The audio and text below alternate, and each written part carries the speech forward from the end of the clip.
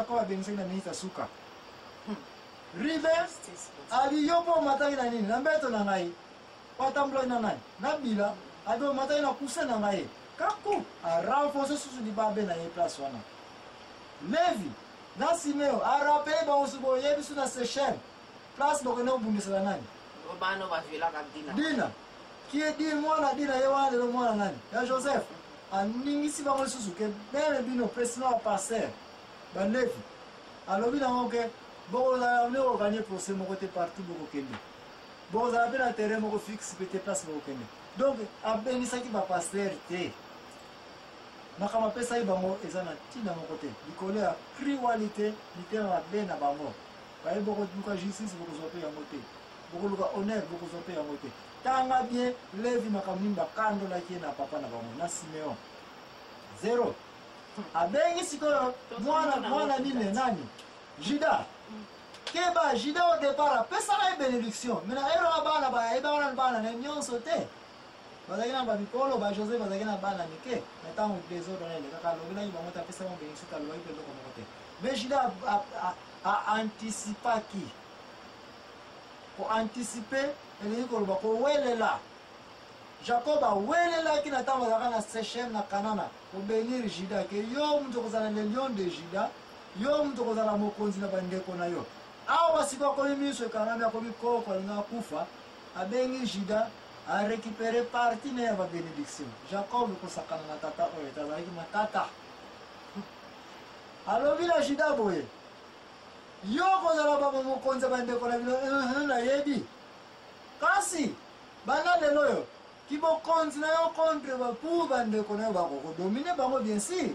Mais en entendant kaka okozela titango silo akoya silo soke aye yene mza kozala devant ye mza ko récupérer place na yo le ye wana mza ko contrôler mokili mobimba bandeko na yo nyonso ye wana he mtu akozwa nini place na yo silo wana lobela kinani tanga mokanda Genèse 47 10 silo yango balobela bien Messia monani kolo Yesu yo Juda ba juif ba bobani kolo Yesu yango na moni ba Juda bazalaki contre koya ya Jésus parce que tamba yeko tanga yango na mokanda ya Genèse kuna na minita suka ba yeko mona ete Juda mapambo ne ba pesa ke yango ya solo ya ko contrôler nini Israël nyonso mais en attendant temporairement seulement ba defisa ke yango tita unana koya Messia silo soka ye yo mokonzi sa nini ufu amen yo Juda puissance na place na jour na ici de Imani makambo esalema ozakola na mama ani oh yes neta masilisi apesi su ba bénédiction mikemi kana bana misu ba misu mkuta moni ba wole susu grave kutu susu dende mwana via Jacob awa esali nini esili makase esilie Jacob Joseph azaka kawana mbeta papa na ye azwi mbongo na ye afuti ba médecin tanga bien Bible ba médecin ba yaki wana bazo tenter ko assister Jacob na liwa Joseph était là Joseph mtakangaki misu ya papa na ye Jacob tama kufi mais avant Jacob akufa tikana zonga muke ayebisi na mwana Joseph boye keba bozana mboka ya bapaya ngana zana wakosali kokufa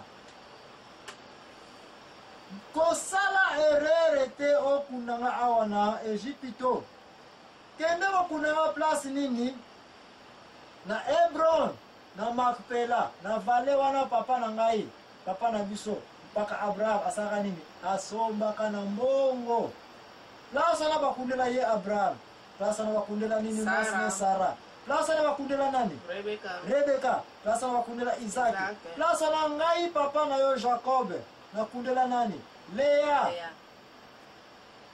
mwana tuni question oh papa mena wiki komo ya mwana na mama na ngai Rachel te ne place na confesser papa immédiatement yekeba mama na yo nanda bien mokanda ya Genèse na dernier chapitre mama na yo Rachel tozalaka kokima bitumba yango wana nazwaki ta ya kozwa ye te nakende kokunda ye te wapi Na Hebron. na Hebron na Makpela na vale wana ya biso tokundamaka parce ke nazwaki tante kasi epesa mpe kanda te natikaki ye pamba te nabandonaki ye te malgré nakundaki na zamba alakisi position de place wana ere wana babete yango mpenza betelemi te parce betelemi ekobenga makombo wana bien après kaka alobi na ere wana ntango nakundaki wana natikaki libanga moko ezali wana pembeni na Sechem ere nyonso yo Jacob bino nyonso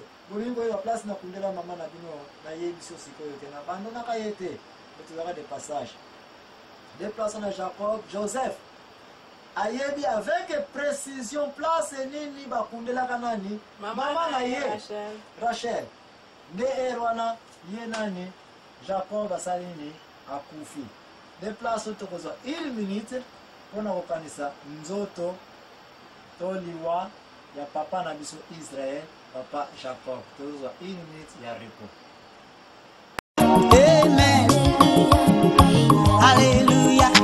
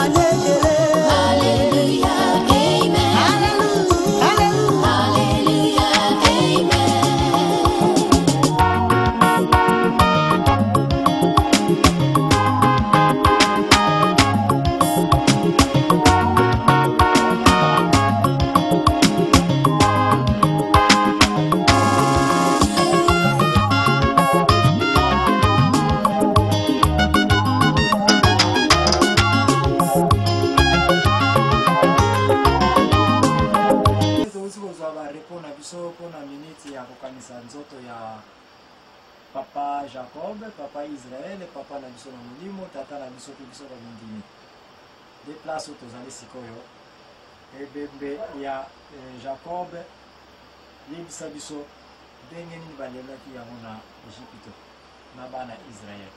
Ok, ba Joseph bengisaki ba médecin ebele bayaki bambomaki nzoto ya papa na ye na ndenge moko asomo. Donc, et puis Pharaon asengaki 40 jours pour kosala matanga ya Joseph. En tout cas, balelaki na ndenge moko asomo. Et puis atiaki apesaki armée na ye na ba continuoso, ba colonel, ba continuoso ya ndenge na ndenge bagenda kokunda Jacob na mboko ya lingai bakunda ye na Hebron. Donc bango nyonso bakendaki, donc Israël nyonso ekendaki sauf babebe batikalaki na ye moko Pharaon.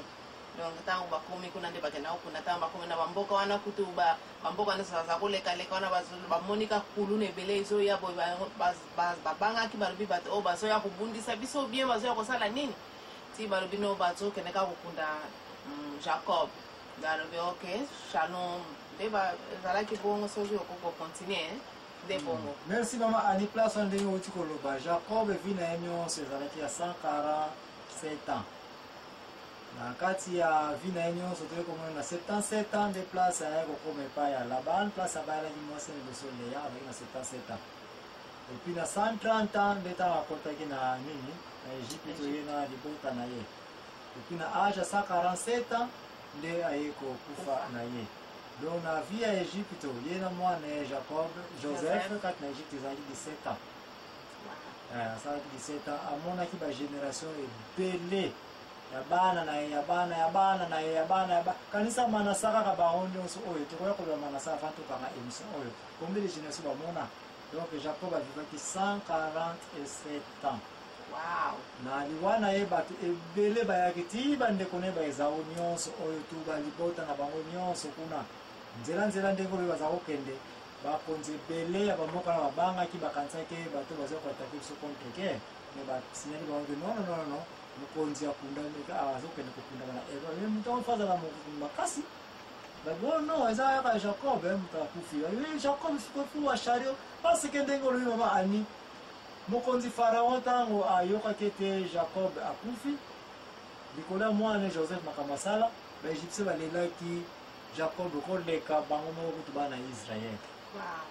Pharaon apesaki ba char de combat ya kosakana te ba généraux ba armée bango tout. Donc ceux qui sont venus attaquer Égypte jour à malamu za kitango bakena ko kondela Jacob.